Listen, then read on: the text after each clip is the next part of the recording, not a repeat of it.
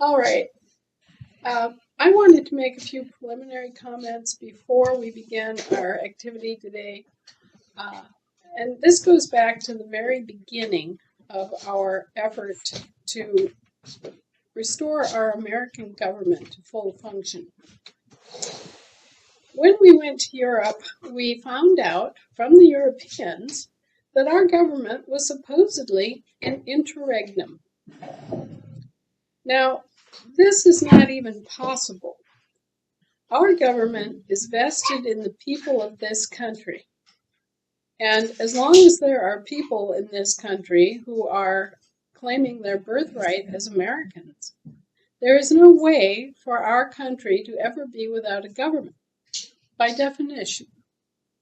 So we began researching these claims that our government was an interregnum, and we found out that other governments, other principals that are under contract to provide us with essential governmental services had made this false claim against our government, and that they had in fact breached our trust and had committed fraud and trespass against us. And this was done for their advantage. This set us off on a very long trail of investigation that has brought us to today. One of the things that we discovered is that they began using our assets, our gold and silver, our land, even our bodies and our labor, as assets that they could use as collateral and create credit for themselves and their operations. Now, this is, of course, illegal. This is, of course, unlawful. This is a trespass. We also found that they had done other things that trespassed against us and against our government in terms of usurpation and in terms of misrepresentation and impersonation for profit. Crimes of personage are very serious.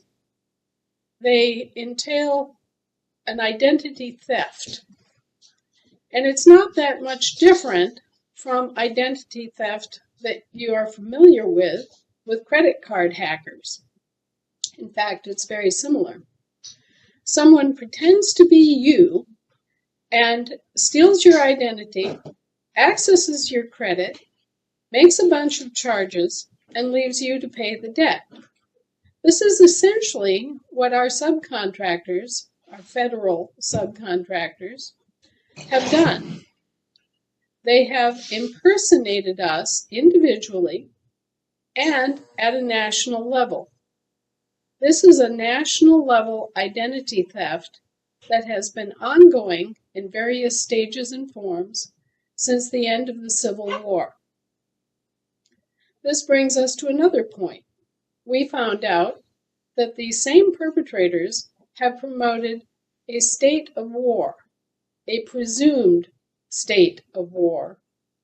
And they've done this not only with an excuse that the Civil War was never officially finished and ended with a peace treaty, but they have also done the same thing with the First World War, the Second World War, the Korean conflict, and Vietnam. They've left all of these different wars and commercial mercenary conflicts open, and they've continued to make charges related to these wars even as long as 157 years after hostilities ended. Now, this is obviously fraud. This is obviously fiduciary malfeasance, and this is obviously the kind of oversight that warmongers and defense contractors have taken full advantage of for decades. It's up to us, the living people of the world, to say no, to put an end to this criminality, to put an end to these wars, and put an end to those institutions and organizations that have promoted this fraud against us, against Americans, and, as we subsequently found out, against Europeans too. As a result of this perpetual war theory, we find that the European nations are largely still occupied by American and Allied forces. They're still under occupation by NATO, 75 years after hostilities ended. This has to come to an end. And if any organization is responsible for not putting an end to it, it's the United Nations. Unfortunately, the United Nations set up peace accords after the Second World War that require everyone that was part of the war, every party, every national government that was part of the war, must sign the peace proclamations and treaties before it can be declared ended. This is supremely impractical and indeed impossible. Many of the countries that participated in the Second World War no longer exist. For example, Yugoslavia, Czechoslovakia, they're no longer on the map. There's no longer anyone competent to come forward and sign for them. And so we are faced with a specter of eternal war brought to you by the UN in its peacekeeping capacity. This is an oversight, a mistake, who knows? It's something that has to be addressed by those countries that are still in operation and by the people of this world who have the good sense to realize that this cannot be left in this condition. Also, there are countries that still exist that are not organized.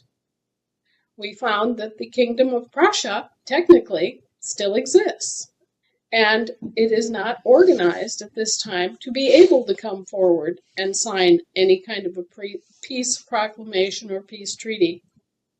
So, for all these reasons, it is important for the people of the world to wake up, look around you, and see what's going on.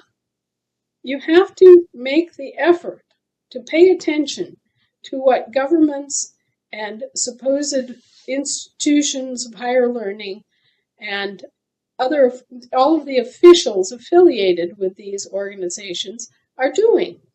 You need to look at the Bar Association and look very, very carefully, because what you're going to find is that the bar associations have been used to promote injustice and unlawful activity all around the globe. You're going to find that the doctors and nurses that we trust and rely upon have been conscripted illegally as licensed doctors, not physicians, and that these fine legal terms and coded definitions have been used by the bar associations to promote injustice and to exert coercive force that is actually unlawful. We have people all over the world who are being exposed to prosecution of various kinds, evictions, claims of fraud, claims of indebtedness that don't exist. They're being brought forward under conditions of personage and barratry. These are the two primary crimes that have been used to create these false claims, and then the false claims have been implemented and prosecuted by the bar associations. These false prosecutions have led to trillions of dollars of private property being confiscated illegally. And many, many people have been incarcerated in quote-unquote federal jails and in military jails and in franchise operations, which are just like Dairy Queen franchises of large corporations in the business of providing governmental services. All of this activity is illegal and unlawful. All of it needs to come to a stop. All of the assumptions that these corporations have made need to be reversed, and the people need to stand up and make it so. If we don't, we will be facing what I call corporate feudalism. The corporations will claim to own you body and soul as chattel property that they control. They've already tried to do this once by seizing upon your name and estate and working the fraud that we uncovered. And we have good reason to believe that they are in the process of doing the same thing by a slightly different route. When they've injected people with all of these vaccines worldwide, they've been secretively adding things to these quote-unquote vaccines that change the DNA of the victims. It alters the genetic quotient of the victims at a cellular level, and it creates the specter of being able to call these newly injected people genetically modified organisms, GMOs. And they have already ruled in their courts that GMOs can be patented and owned by whomever created that particular little piece of genetic engineering that has been injected into the vaccine victims.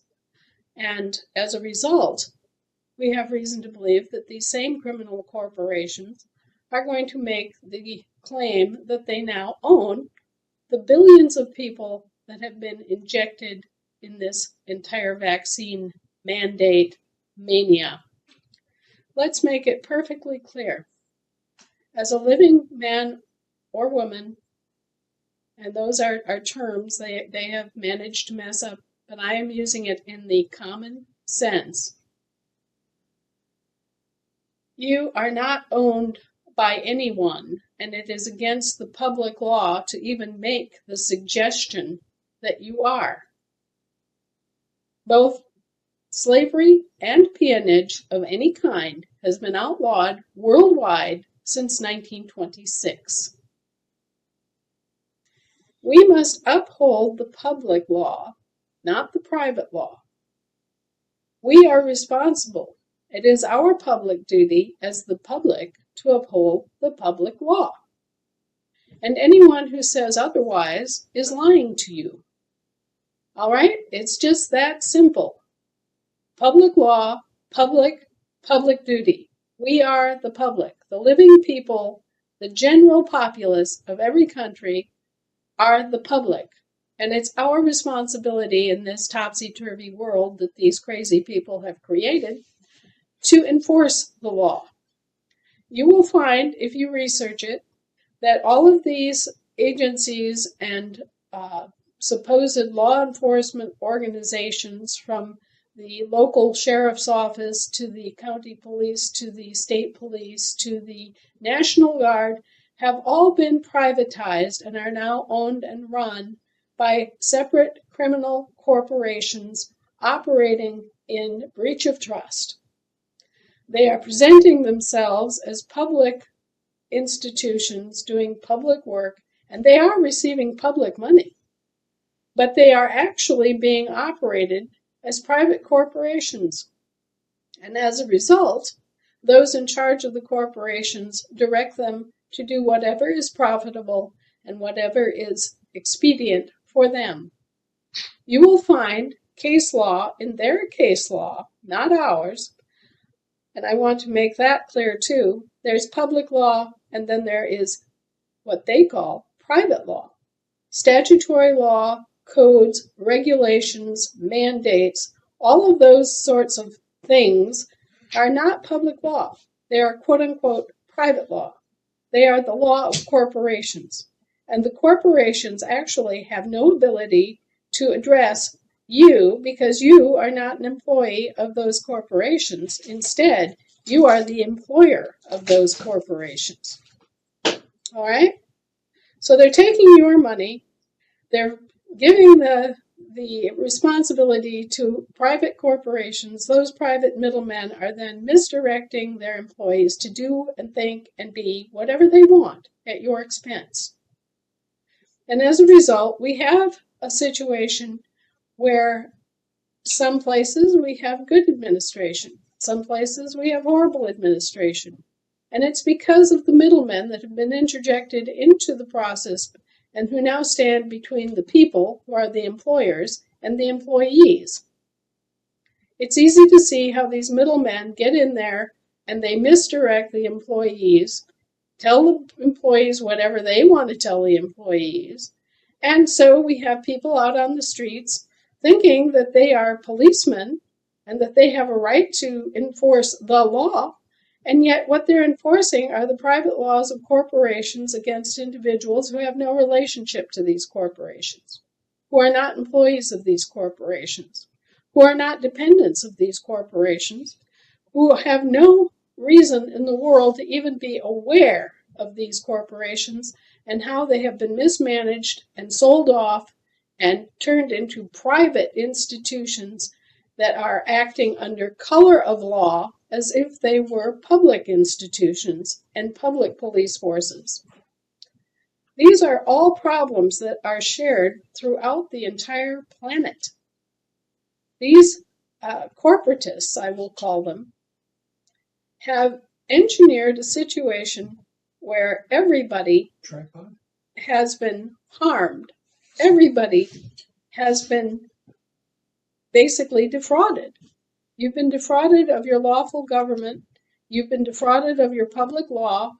And along with that, you've been defrauded of your actual identity and your rights, freedoms, and property interests.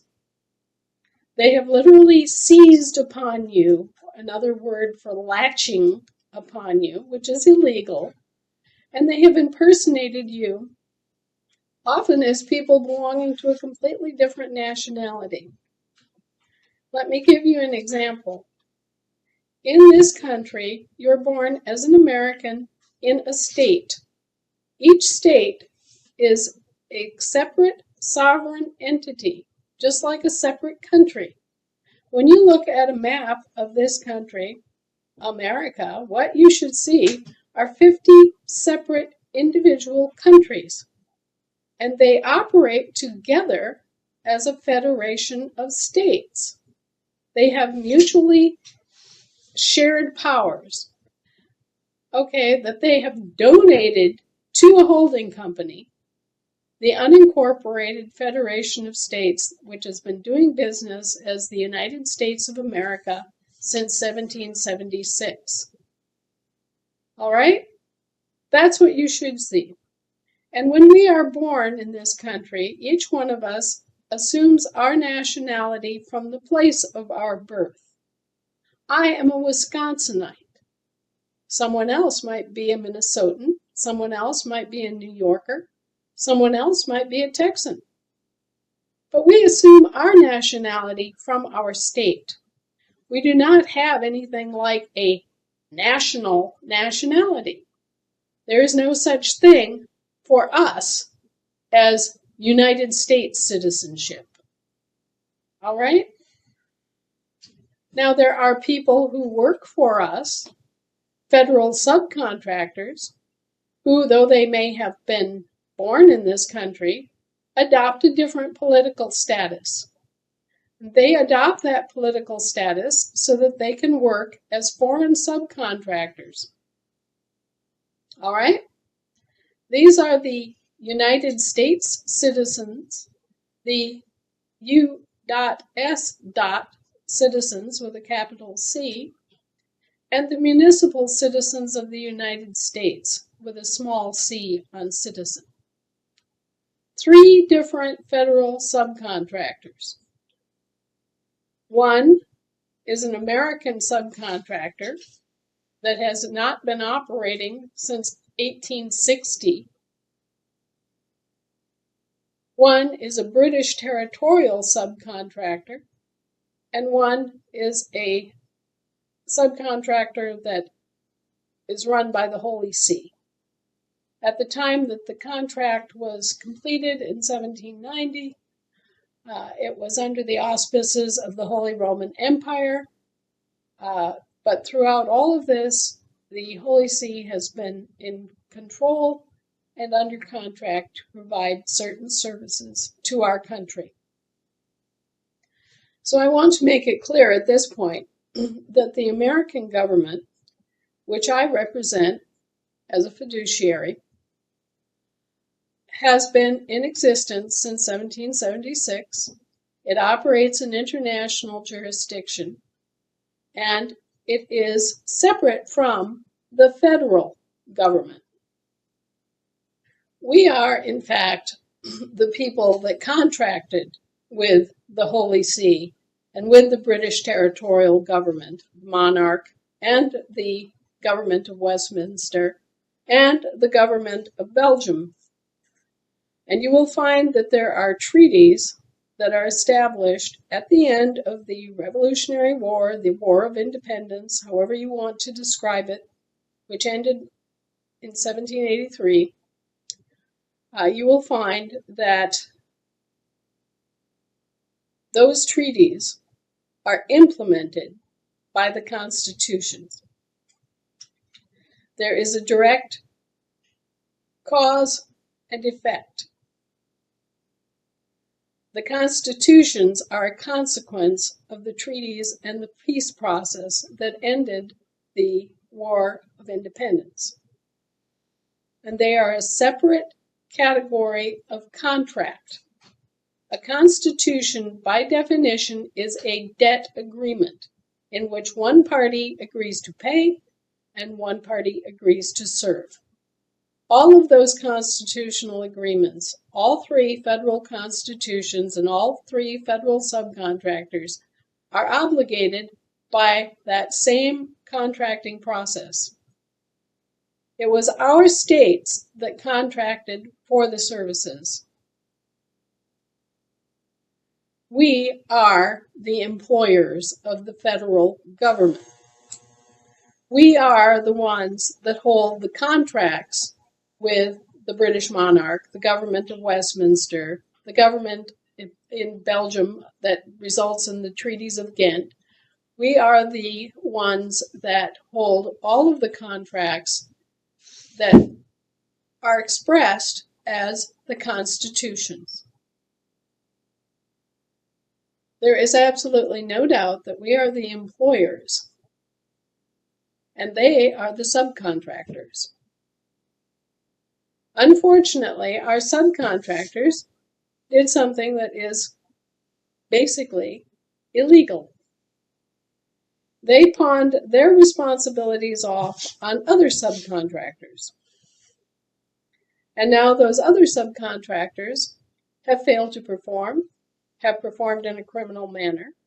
And the principals, the governments responsible for this, the foreign principals responsible for this, are trying to evade their responsibility.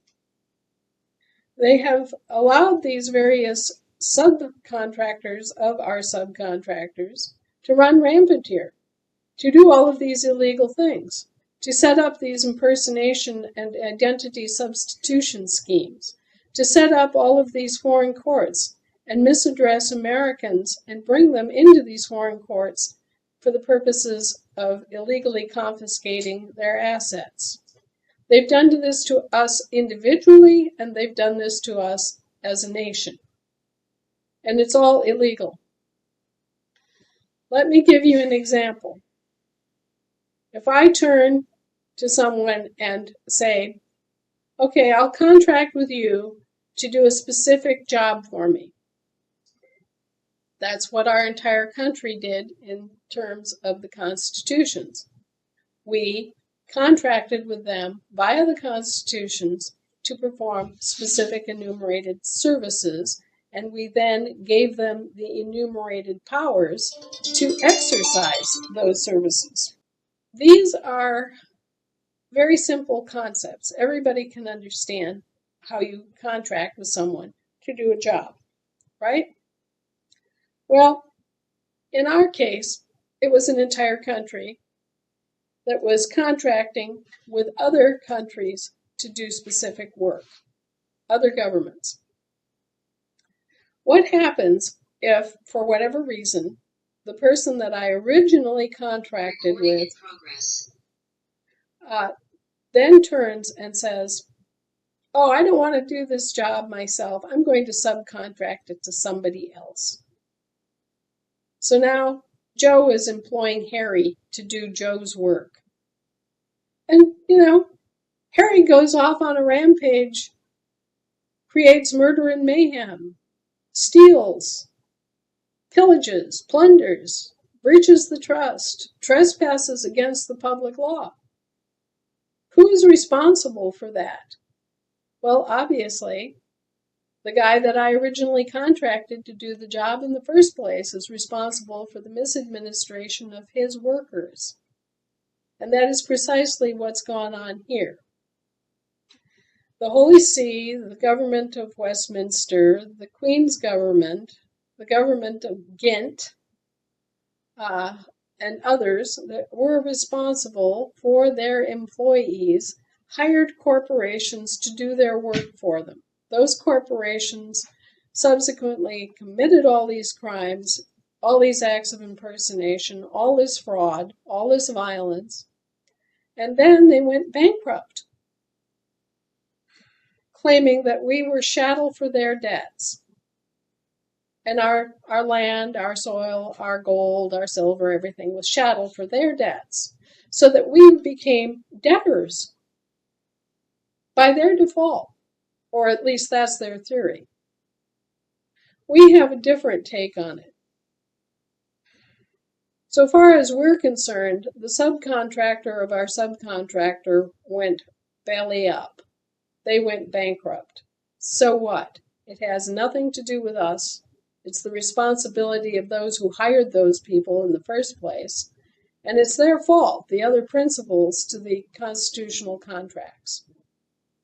It's on them, just like it would be on Joe, who I hired to mow my lawn, who gave the job to Kevin, who botched it. It's the same principle. It's the same thing, except it's at a national level. Just like the identity theft, which has been staged against the Americans by all of those calling themselves the United States.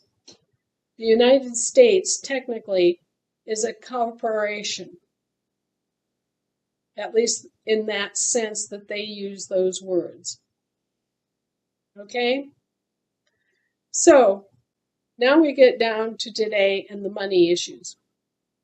We find that in 1934, a number of maneuvers, let's call them maneuvers, were made by Franklin Delano Roosevelt, who was the President of the United States of America, Incorporated, which is one of the subcontractors, a British territorial subcontractor to be exact. FDR did a number of things that, from any rational viewpoint, were extremely criminal. I know that's going to be a disappointment to many people who idolized this man, but the things that he did to our country were criminal. For starters, he enslaved the municipal population by impersonating people as things and issuing clearinghouse certificates, birth certificates, against them and against their resources and assets. This was somewhat announced during his first inaugural address, which is couched in very religious terms. Take a look at the text of his first inaugural address, and you will see where he actually says that this is what's going on. He is selling a purported interest in living people, the citizenry of the municipality, and he's issuing clearinghouse certificates against them, against their good name. This was the beginning and the backdrop for a more generalized process of registration, false registration, that did the same thing to millions of Americans. This birth registration process is a commercial process. Registration involves giving something up to whatever organization it's registered with. And you can now see that millions and millions of American babies have been misrepresented as municipal citizenry, slaves, owned by these corporations and have had citizenship obligations conferred upon them using the same presumptions that FDR created then. So we now have the prospect of slavery being reintroduced into the modern world, where it's been outlawed since 1926. And you may ask how they got away with this. Well, when they impersonate people as citizens, they have created an office, a title, and the living man disappears behind this facade of a title. So they were actually, technically, legally, but not lawfully, attaching a title to each one of us. And they were then trading these titles and issuing these certificates against those names. This has created a situation in which living people have been plundered as corporations. And they're not corporations. They were never even made aware that any of this was going on behind their backs. Millions, billions of people have been defrauded by this evil system. And part of the evil was that they seized upon our gold and silver to pay their debts.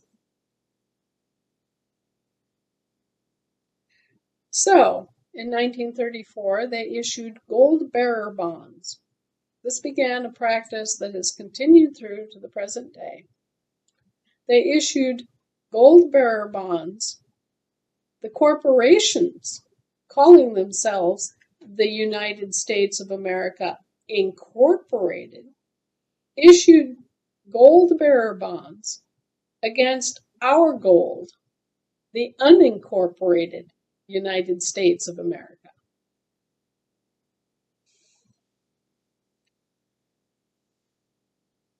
Now, it's our gold. It was always our gold.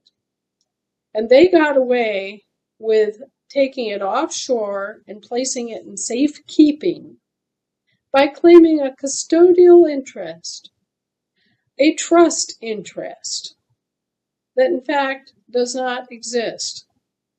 You can read any one of the constitutions and see exactly what their duties are. It does not include taking our gold or our silver or putting it anywhere. They are not responsible for that. Now, they have taken leave of their senses as of 1934 and issued gold bearer bonds against our gold assets, which they cashiered in the Philippines. The United States Navy has all the receipts. We have the receipts. We can show what they did. They took our gold, transported it to the Philippines for quote-unquote safekeeping, and then in 1934 they issued all these gold bearer bonds against our gold resources in the Philippines. 152 quote-unquote baby boxes, which I will show you examples of, were issued. Each one contains a letter purporting to confer global immunity on the carrier and the receiver of these bonds.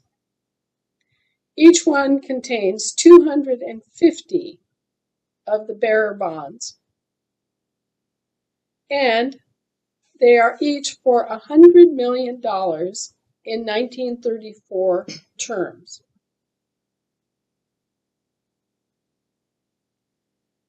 As bearer bonds, they can be cashed by the bearer against the Filipino government and the reserves held in the Philippines. However, that is not how they have used these bonds. What they've done is they have put them in banks as cash assets as the equivalent of gold. And they have used them to underwrite the banks. They have used them to issue credit. And of course, under the fractional reserve banking system that they conveniently set up for themselves, they can issue 10 times the credit than the asset backing the credit. So you have one apple in the warehouse, and you've got 10 guys out there with a warehouse certificate for the same apple.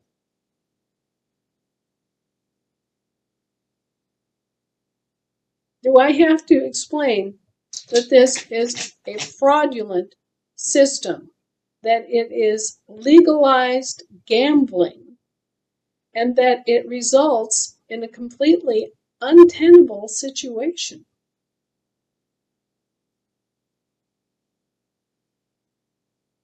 Now we have a mess to clean up on a worldwide basis.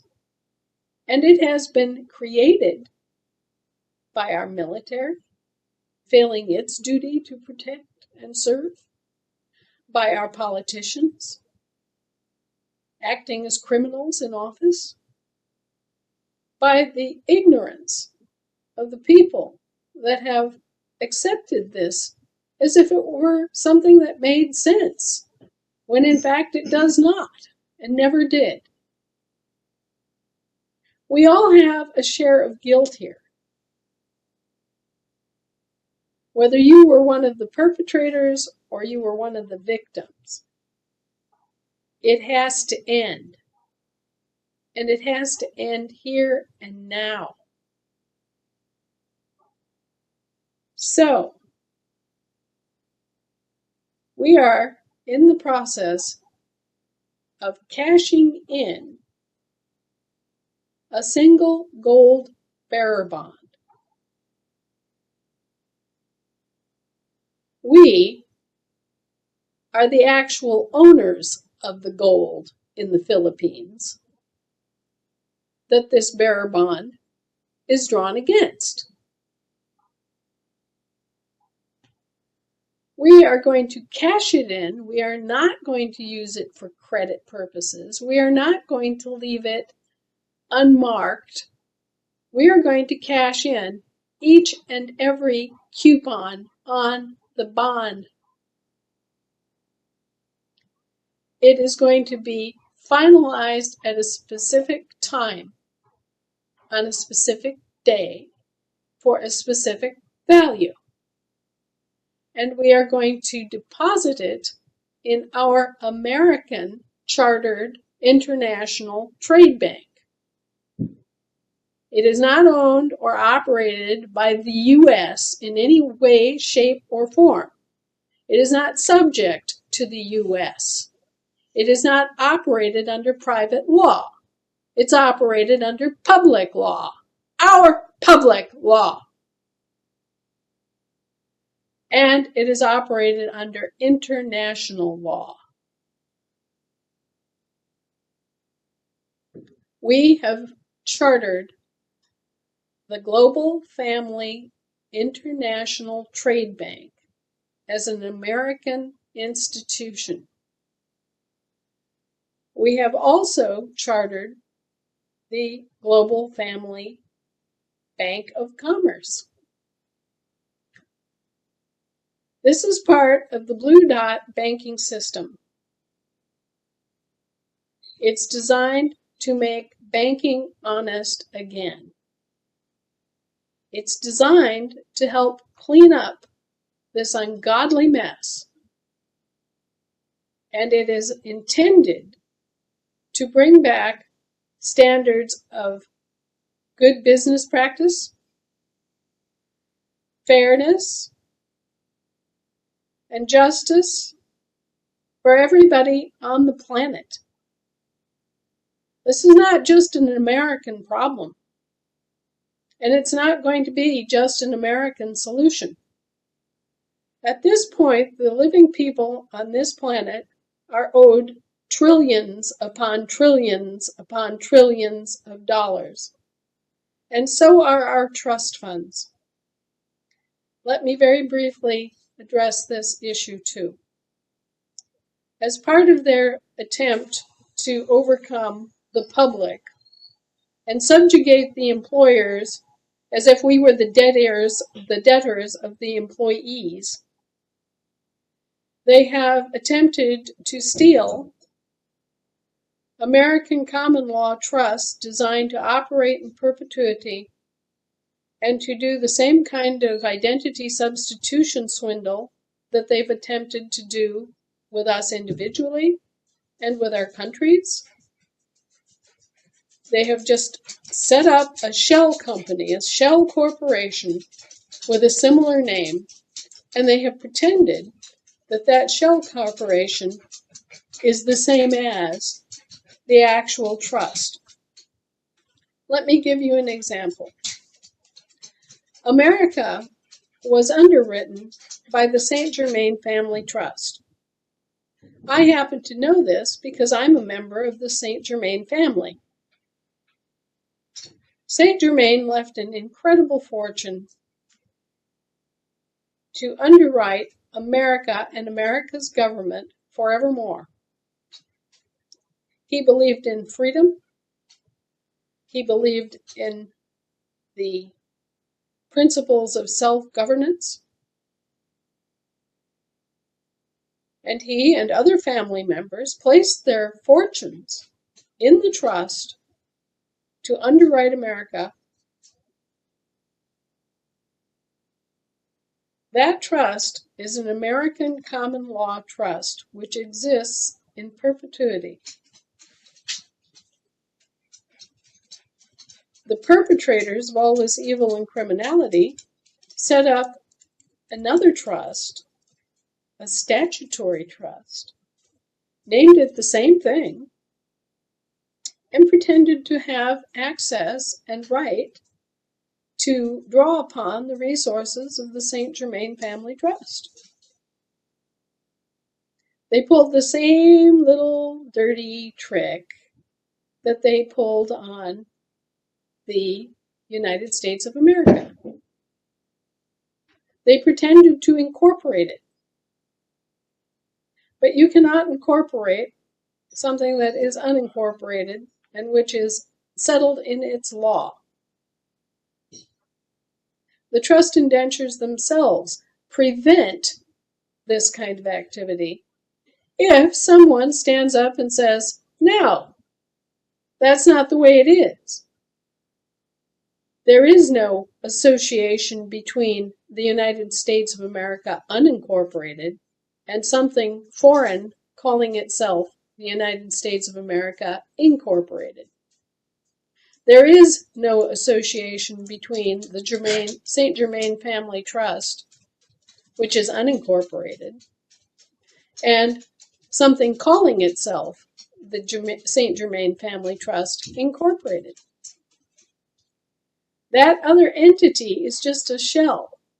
It's an empty shell corporation with no assets of its own, and it only succeeds in accessing the assets when the bar associations fail their duty and allow this to take place.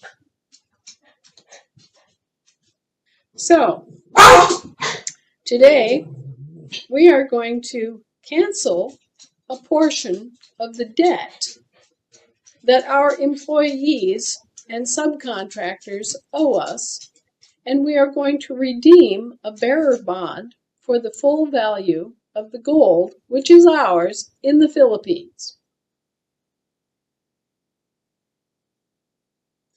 You're going to be here witnessing a little bit of history. When the United States of America unincorporated redeems value for our gold, in the process, that portion of debt that is owed by our subcontractors will be erased. It will reappear on the books of our newly chartered American banks. And from there, it will go back to be used by the people of this country as they are needed, as the funds are needed to support the actual public and the actual government. We all need to understand that this is literally our country.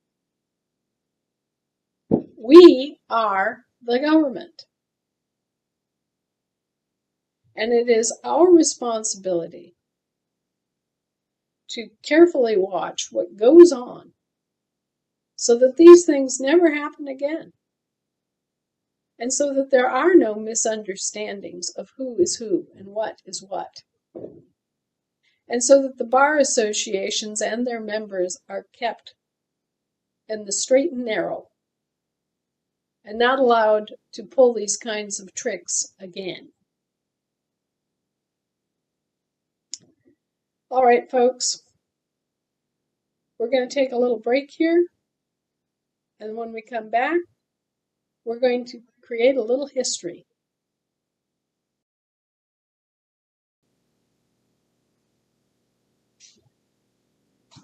A 1934A. Two series, two original bonds.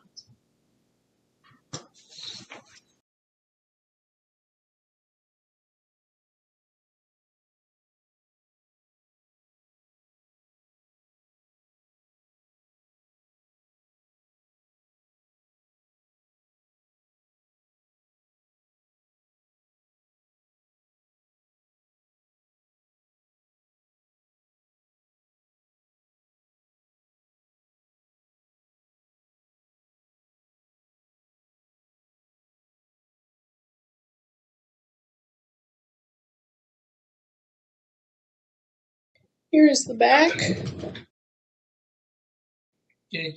of the second bond.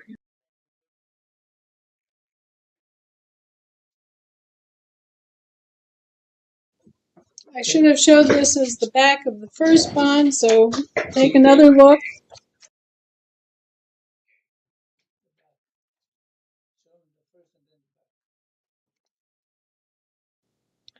Okay, that's the back of the first bond.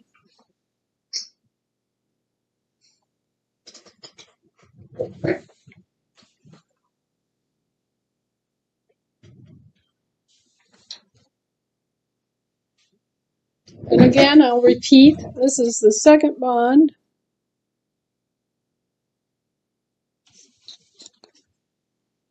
This is the back of the second bond.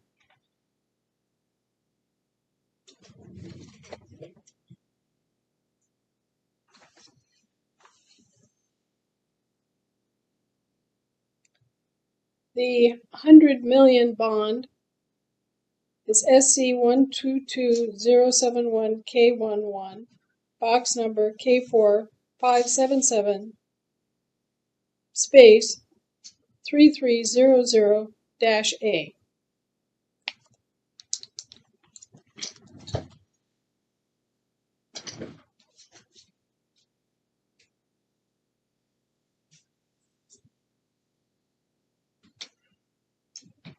It's important for everyone to realize that both the gold and the credit belong to us, the living people, the Americans, whose gold was transferred to the Philippines by the U.S. Navy beginning in 1898.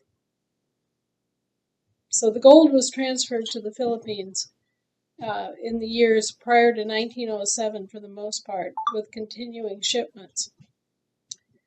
This gold is claimed by the people of this country as our inheritance and asset. So when we are redeeming these bonds, we are actually forgiving a portion of the debt that the United States of America Corporation created by issuing the bonds in the first place against our assets.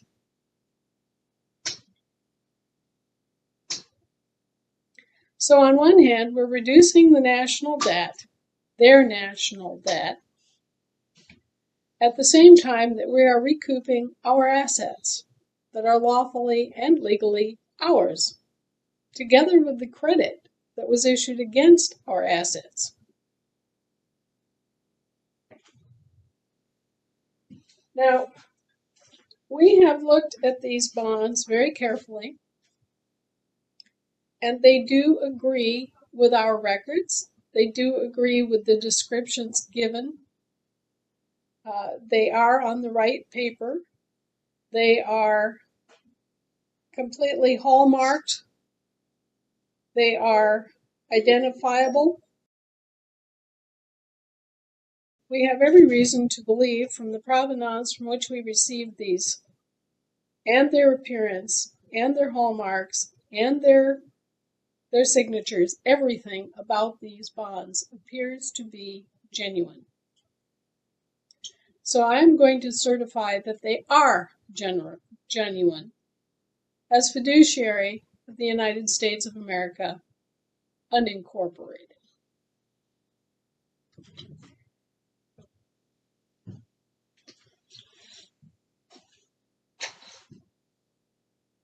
We are going to cancel these bonds.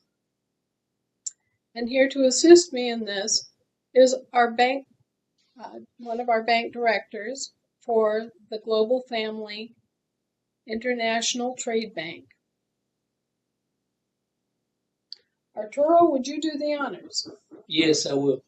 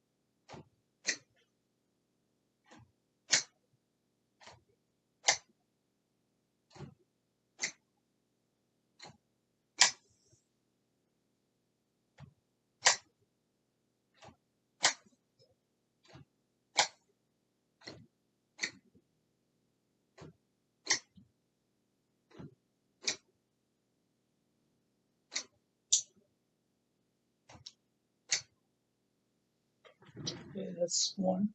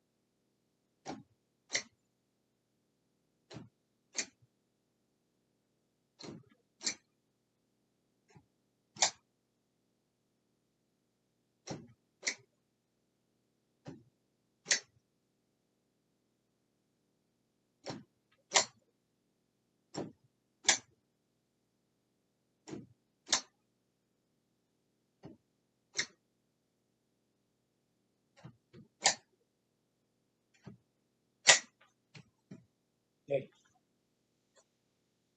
Kelvin, cancel.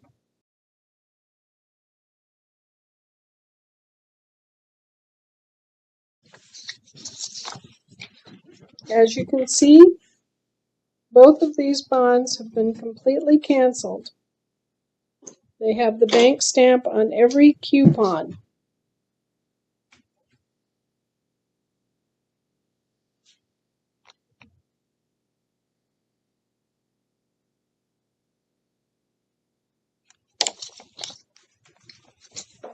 Just set them down here,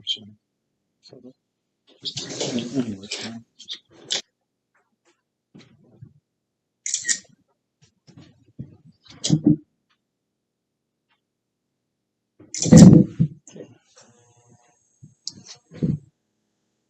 This concludes the process by which the so-called national debt is canceled and by which the gold is repatriated to the actual owners, the American states and people, and our government and international jurisdiction, the United States of America, unincorporated.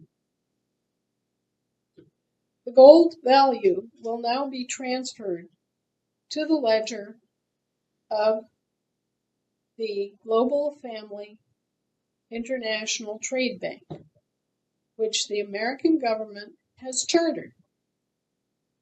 This is our gold going into our trade bank, and nobody on earth has any reason to object or to question or to raise any kind of a fluff at all about this. The appropriate offices that need to be notified are being notified. The Central Bank of the Philippines is being notified. The Department of the Federal Treasury is being notified. From their side, this means that they are being relieved of a portion of their debt. From our side, it means that we are recouping gold that is ours, that has belonged to us, and that has been endangered unnecessarily by our employees. We are not using this as a basis for issuing credit under the Federal Reserve policies, and we're not using this for the purposes of setting up credit, although credit may be issued. We're setting this up as the gold-backed value, and this is all we're doing at this point. We may elect to create credit from this. If we do, bear in mind that we not only are the owners of the assets, we are the owners of the credit that results from the assets.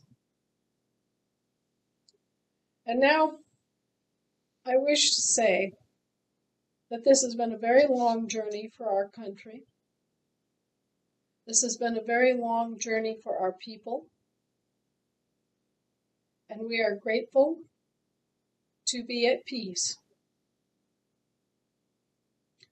This is a step forward for all of humanity, because as the Americans get their mess cleaned up, we bring forward the information that everybody needs to get their mess cleaned up.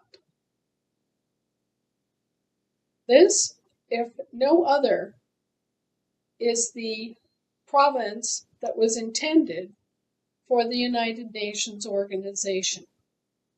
It was supposed to be an organization devoted to promoting world peace, honesty in business, fairness, compassion, the values of humanity. It is now time for the United Nations to show us that it has any use or utility whatsoever to even exist, and to take a lead role in resolving all these quote-unquote unresolved conflicts and all of these phony wars that have existed on paper for decades after the actual hostilities ceased. We also would like to say that for every country that has been affected by this same fraud scheme, we are with you in spirit, we are with you in heart. This is not meant as harm to anyone. It's not even meant as harm to the guilty parties. This is a situation which has developed slowly over a period of 157 years, and it's not going to be solved overnight. This is something that many of the people who are currently involved in government are not directly responsible for because they inherited the situation. A lot of the evils that we are facing now and which were left unresolved by prior generations, going all the way back to the 1860s. So what we propose is that everyone look at this in terms of what can we do now? How can we make things as right as possible now? What can we do that is positive and kind and wise now? This should not be a witch hunt, and it should not be allowed to become one. The enemies of humanity are always centered on death and destruction. If we wish to promote humanity and the values that we espouse as a nation, then we must stand for what's good, right, honorable, honest, and true.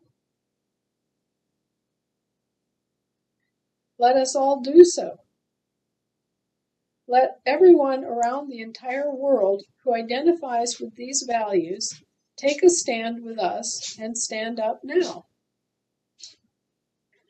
Let everybody who has the capacity to understand what has gone on here, understand it now.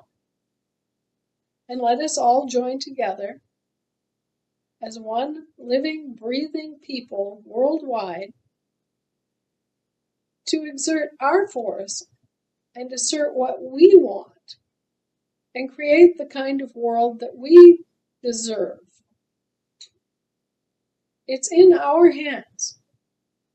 The corporations are dead. They are inanimate, fictional things that have been created simply by creating a name and a business model and setting up some rules and definitions. They're not real. They're not alive. And they have no real excuse for existing. This has been admitted by Pope Francis. It has been admitted by members of the Roman Curia that thought all these corporations up. These are meant to be helpful business structures. They are not meant to be used as instruments of war. They are not supposed to be used to promote unlawful practices or unlawful claims in commerce. And any corporation that is caught acting in an unlawful fashion, acting against the public law, or doing things that are unlawful, which is a higher standard than merely legal, may be liquidated for cause. It's up to us to do the liquidation. It's up to us to form our courts and bring the action and put an end to the rampages of criminality that have been caused by corporations seeking profit for themselves at the expense of the entire planet. This is our responsibility to enforce the public law because we are the public. We have the public duty to take action. And we're doing so. Here in America, we are making the effort. And I invite everybody worldwide to join that effort, see the problem, and put an end to it now. Thanks much, everybody. Thank you, Arturo. Thank you, the film crew. Thank you, everybody listening. Go forth and do what you can to correct and restore and assist and serve in good faith the best interests of humanity and the best interests of your country and the best interests of your people.